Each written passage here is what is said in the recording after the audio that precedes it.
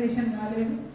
So ఆవాల దగ్గర నుంచి మొదలు పెడితే, జొన్నల దగ్గర నుంచి మొదలు పెడితే దాదాపుగా ఇంటికి అవసరమైనవన్నీ కూడా మన పొలాలనే వండాలి అనేటటువంటి ఆలోచన ఉన్నటువంటి కాలంలో నా బాల్యం జరిగింది. కాబట్టి రైతులకు, గ్రామాలకు దగ్గరగా బతికినటువంటి వ్యక్తిగా మరి తెలంగాణ రాష్ట్రం ఏర్పాటు కోసం కొట్లాడినప్పుడు కూడా ఆ రైతుల దుఃఖాన్నంతా కూడా పోగొట్టాలని చెప్పి కసితోని కొట్లాడినటువంటి ఒక వ్యక్తిగా తెలంగాణ ఉద్యమ సందర్భంలో నీళ్లు, నిధులు, నియామకాలు అంటే నీళ్ళంటేనే రైతులు, నీళ్ల కోసం కొట్లాడడం అంటేనే రైతుల పొలాల్లోకి మన గోదావరి, మన కృష్ణా నది నీళ్లు రైతుల పొలాల్లోకి రావాలని కొట్లాడినటువంటి వ్యక్తులుగా తెలంగాణ రాష్ట్రం ఏర్పడక ముందు 2014 కన్నా ముందు 2013-12 సంవత్సరాలలో దాదాపు 789 మంది రైతులు ఆత్మహత్య చేసుకుంటే తెలంగాణ రాష్ట్రం ఏర్పడగానే ఆనాడు ఒక త్రిసభ్య కమిటీ వేసుకోవడం జరిగింది.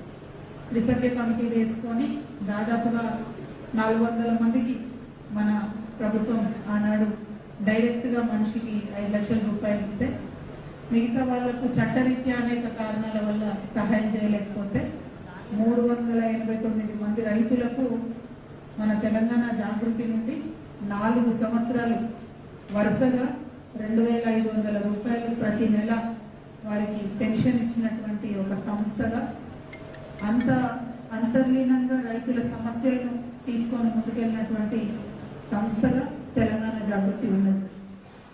మరి తెలంగాణ రాష్ట్రం వచ్చిన తర్వాత రైతుల కోసం అనేక మంచి కార్యక్రమాలు చేస్తున్నాం, మంచి ముందడుగు వేసినాం. దేశంలోనే నంబర్ 1 స్థానంలో మనము వరిని పండించేటటువంటి ఒక రాష్ట్రంగా చాలా గర్వంగా పంజాబ్ను ధీటుగా దాటుకొని పోయినటువంటి సందర్భాన్ని కూడా మనం గమనించాం.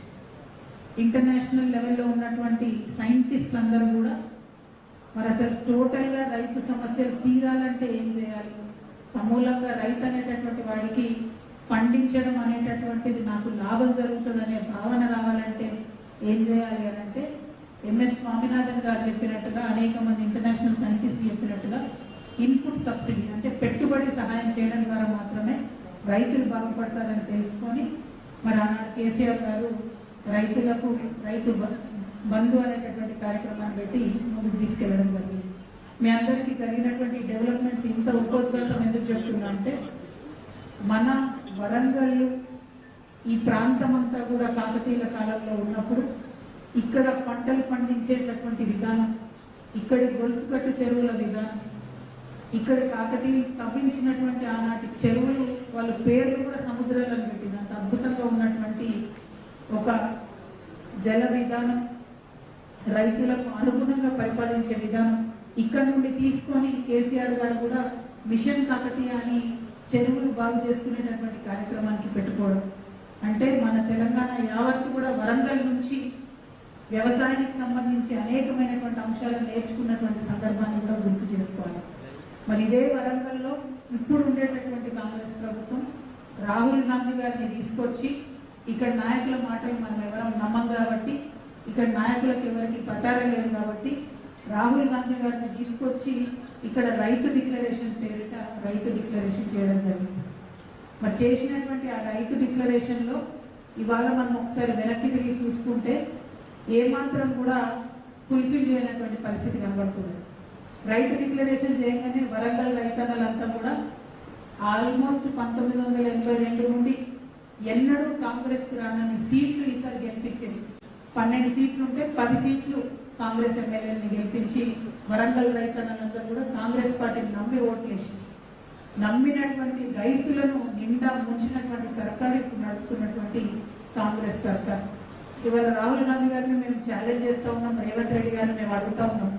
రైతు డిక్లరేషన్ ఏదైతే ఇచ్చిందో ఈ రైతు డిక్లరేషన్ దీంట్లో మొట్టమొదటి అంశం ఏంటి అని అంటే, మేము రాగానే ఇగో డిసెంబర్ 9వ తారీఖు నాడు మేము వస్తాం, రాగానే 9వ తారీఖు నాడు మొత్తం మీ రుణమంతా మాఫీ చేస్తాం, మీకు ఇంకా కావాలంటే ఇస్తే బ్యాంకులు ఎక్కువ తెచ్చుకోండి రుణం అంటే పాపం చాలా మంది రైతులు, గిరిజన రైతులు, ఎస్సీ రైతులు, దళిత రైతులు అందరూ కూడా పరిగెత్తి వెళ్ళి కుటుంబాలలో ఒకరు కాదు 2, 3, 2 పేర్ల మీద లోన్లు తెచ్చుకున్న పరిస్థితి.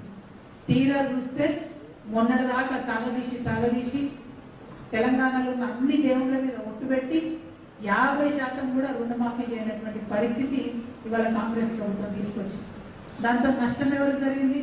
అంతకుముందు కాంగ్రెస్ పార్టీ ఇట్లా నమ్మించకపోతే రైతుల్ని కేవలం ఒక ఇంటి పెద్ద మీద 2 లక్షల రూపాయలు రుణం ఉండేది. కానీ వాళ్ళు ఏమన్నారు? 9వ తారీఖు రాగానే ఉన్న మాఫీ అంతా చేస్తాం, రుణమాఫీ ప్రతి ఒక్కరికి చేస్తామంటే ఇంట్లో ఉన్న ముగ్గురు ఉంటే వాళ్ళ ముగ్గురు పేరు మీద కూడా లోన్లు తెచ్చుకున్నటువంటి పరిస్థితి. అంటే కుటుంబానికి 6-7 లక్షల రూపాయలు అప్పున్న పరిస్థితి. మరీ ముఖ్యంగా గిరిజన కుటుంబాల్లో మహబూబాబాద్ జిల్లాలో ఉమ్మడి వరంగల్లో మహబూబాబాద్ లో చాలా మంది వచ్చి గోడు వెళ్ళబోస్తుంది. వాళ్ళని నమ్మినం, ఇంట్లో వాళ్ళందరి పేరు మీద లోన్ తీసుకున్నాం, ఇవాళ మా పరిస్థితి ఏంటని చెప్పి ఘోరంగా